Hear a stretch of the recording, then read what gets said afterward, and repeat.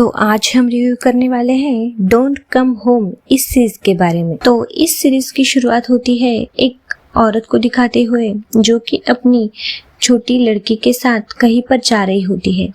उस औरत के मुंह पर बहुत सारे घाव बने हुए थे। ऐसा लग रहा था कि उसको किसी ने मारा हुआ है और वो किसी से डरते हुए और अपनी बेटी को छुपते छुपाते हुए कहीं पर ले जा रही थी। वो औरत अपनी लड़की को अपनी माँ के घर ले जा रही होती है।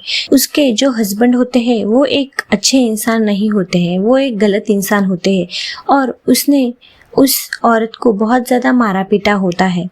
जब वो औरत अपने घर पर जाती है तब हमें उसका नाम पता चलता है। उसका नाम होता है वरी और वरी की जो छोटी लड़की होती है उसका नाम होता है मिन। ये वरी और मिन ये दोनों ही अपनी माँ के घर चली जाती है। उसका घर जंगल में होता है और वो बहुत ही सुनसान जगह पर होता है।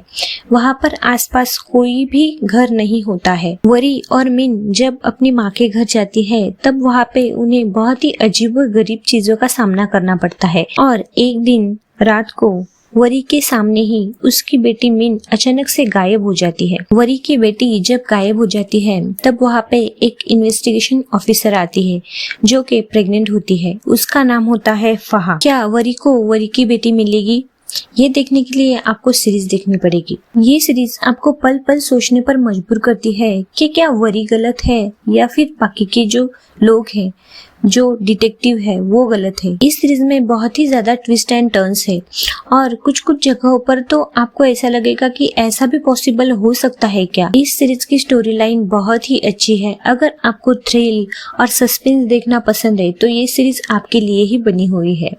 इस सीरीज में हर एक प्लॉट बहुत ही अच्छी तरीके से हमें दिखाया गया है। हमें ये जो सीन्स दिखाए गए हैं वो हम अगर रात को देखें तो हमें डर लगता है। एक्टिंग वाइज देखें तो इस सीरीज में जो वरी का कैरेक्टर निभा रही है उन्होंने बहुत ही उम्दा एक्टिंग की हुई है और वो जो पुलिस ऑफिसर है फहा उन्होंने भी बहुत ही ब्रिलियंट एक्ट किया हुआ है।